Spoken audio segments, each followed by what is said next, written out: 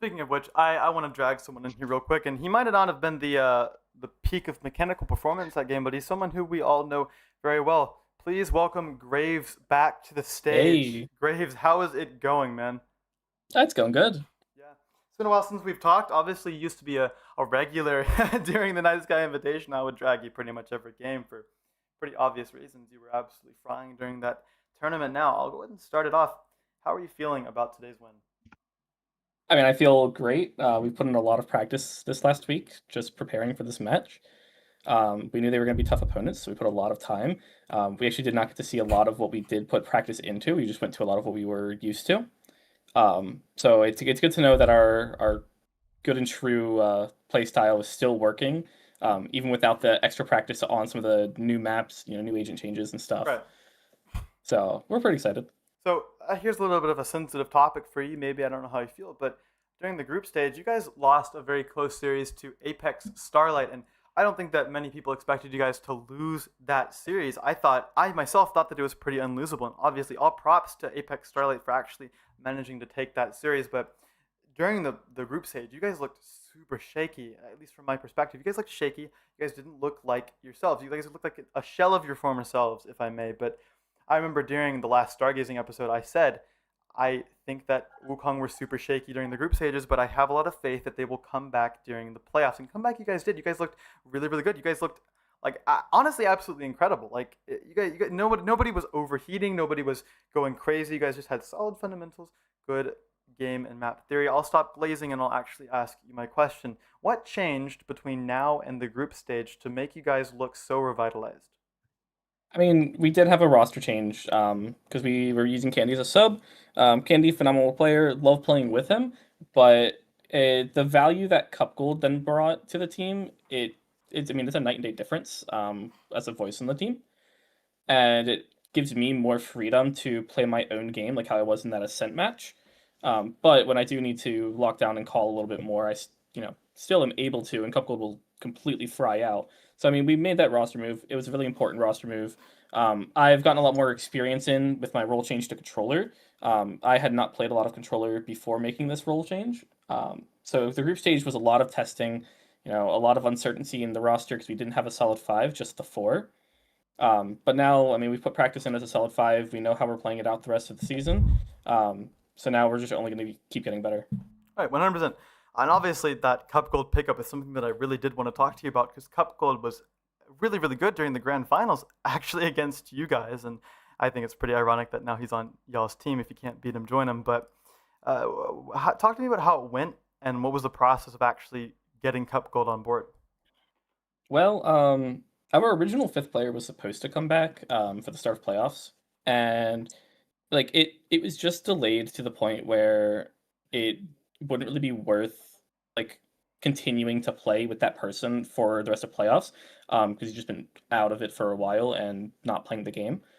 So essentially, we sidelined our fifth and picked up Cup Gold as like a like sub for the rest of this, and like I mean, it was just a very easy trial process. I was just kind of talking with Izumi and Riki guy, trying to figure out who's available, who can we get, because I don't know many people that are still LFT because a bunch of like the good players got picked up already.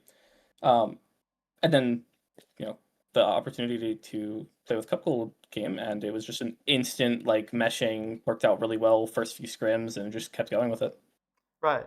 So talk to me. What does Cup Gold actually bring to the team that allows you guys to do what you do? Obviously, it's not all on Cup Gold. I'm sure you guys have been putting in practice to turn around your own performances, but at least some of it has to be Cup Gold, right? Can you talk to me about I mean, so we've had some role issues in the past between who's playing controller and who's not, just because of the flexibility of a player like Zumi and the flexibility of a player like me, where we just kind of play these whatever we need to, but no one necessarily wanted to play controller.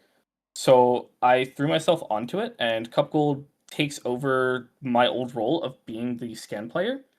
And as a skin player, I mean, great mid rounding. Like he's very proactive. He's a good calming voice in the team whenever we're getting a little too overheated. So it's just nice to have another person that can like calm us down. Get our head straight. Just another high level player added just makes a big difference. Right. 100%. So, a question that I have, and I hope that you don't take offense to this, but something that Wheezy. I remember from you is that you used to be like very, very like the mechanical outlier for a lot of the games for this team. But this game, we didn't see you heat up too much. You were good, but everyone else was taking over a lot more. Is that more of like the role shift to controller has made it to where you want to play a little more passive, or has something else changed within the game structure? I mean, I've had those games every now and then. This is like I'm closer to my form before last season than I was like last season was an outlier in my terms of performance over time. Um, the role change definitely has something to do with it because I'm not fully comfortable playing the Omen yet, and I definitely have some deaths where I just TP in to get caught out because I'm trying to make things work and limit testing still. Yeah. But I mean, I don't necessarily need to completely frag out. I've got four Yep. competent fraggers behind me, so 100%. as long as I can lead the way, we're fine. And 100%. That was my main point as well. Is that it's cool that everyone else is firing on all cylinders. We're seeing Azumi take up a completely new role and absolutely pop off. So it seems to me that if you were on that role, you would be doing the same, right? Everyone on Wukong is very mechanically gifted. I remember on March 1st, 2026, you and I had an interview after your win against Frantic Esports in the last chance qualifiers, and you said, and you said yourself, and I'll quote: anytime I'm not there, they tend to step up their own weight. Obviously, sorry, to step up and carry their own weight. Now, obviously, they refers to DV8 Wukong. Is you switching to controller part of that, like kind of I'll play whatever I need to, or was it more of a more difficult decision? It wasn't very difficult. It definitely was a I'm gonna step back into this role to allow the rest of them to shine. Because I feel like as a leader, you kind of do have to take on those sacrifices to give yourself the best chance of succeeding. And it's been showing a lot in our practice and stuff about, you know, Izumi is just so much more comfortable playing in that flex role, being able to be in the fights more, and not being stuck just playing controller only. So, I mean, it just small sacrifice has to be made, and I've been having a decent bit of fun playing Omen, and I Yeah, mean, like that Ascent game, I can pop off, just not always. right. Yeah, 100%. I guess my last question for you is, this is a pretty big question. Who is the caller for DV8 Wukong? Oh, it's me. It's All in you. Okay. all, I am the main caller. I'm the main IGL. Um, we definitely have it's a little bit more loosey goosey than just one person makes all the calls. I mean, Izumi has ideas, couple gives ideas. There's a lot of collective stuff. We've gotten Tyler's had a couple of good ideas for us. So it's just overall we all chip in, but I'm the primary caller. I have the final say. Right. Um, it's not the first time I've done it. It won't be the last time I do it. Right. So that could that also partly explain why you're playing a more passive role now? Oh, 100%. Okay. That makes a lot of sense. Well, So I got so for the analyst side, I got two questions for you. Yeah. Obviously, we mentioned before that you guys already lost to Apex Starlight in those group stages, but how do you feel that the rematch is coming soon in the playoffs? Literally, the next match you play is them. How do you feel about that? I mean, we're a different team from that match. We're confident in winning this. They they aren't anything special compared to the matchup we just played. Both are good teams, and we just proved that we can beat the teams that are expected to beat us. I mean, the predictions were heavily favored for Nebula, so I mean, we just proved that we are way better than people thought now. And I mean, I don't want to jinx any of the scores, but we are going to win that match. right. Well, Mhm. I love to And hear then that. lastly, Oh, sorry. so it is okay. Eli. Lastly, my last question is, who do you want to face later on in the playoffs?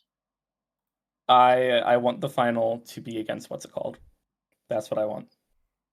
Right. Is that more for the storyline, or do you have like friends or like beef Storyline. with them? I mean, friends on that team storyline, like they Right. were a DV8 roster and they left us to go to zero G, and I think that'll just be a good storyline.